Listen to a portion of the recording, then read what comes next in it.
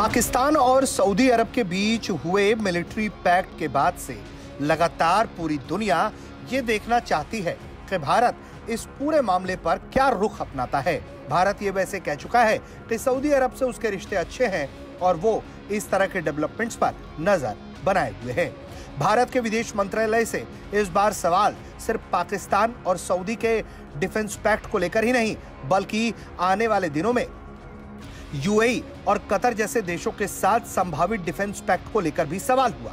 इसको लेकर भारत के विदेश मंत्रालय ने भी खुलकर अपनी राय रखी है। भारत के विदेश मंत्रालय ने सबसे पहले सऊदी अरब के मामले पे ये कहा है कि हमारे और सऊदी के बहुत अच्छे ताल्लुकात हैं और भारत को ये उम्मीद है कि पाकिस्तान और सऊदी के बीच में जो कुछ हो रहा है उससे भारत और सऊदी के रिश्तों पर असर नहीं पड़ना चाहिए।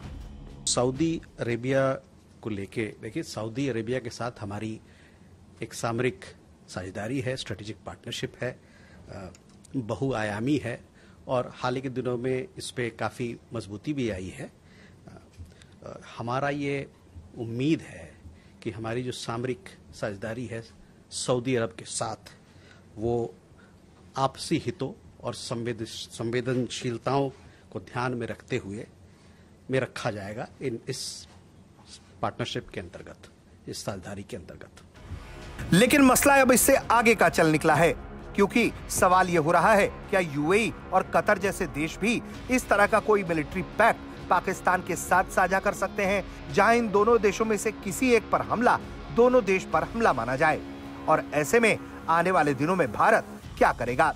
भारत का साफ तौर पर कहना है कि भारत और यूएई के रिश्ते बहुत अच्छे और सुखद मजबूत हैं।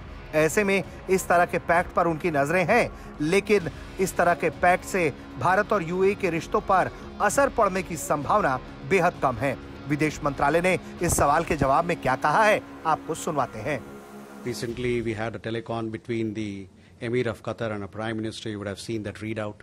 We also have regular consultations with UAE, the Minister of State for Foreign Relations. She was here and our Foreign Secretary met and discussed all that encompasses India-UAE ties and very expansive ties, let me tell you. So these conversations continue to happen.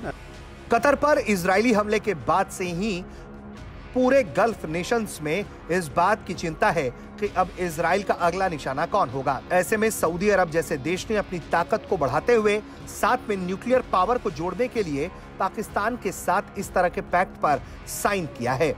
अब ऐसे में इस तरह के pact पर sign करने से पाकिस्तान को पैसे से तो फायदा हो रहा है, लेकिन क्या इस पैक्ट का असर भारत को नुकसान पहुंचाएगा?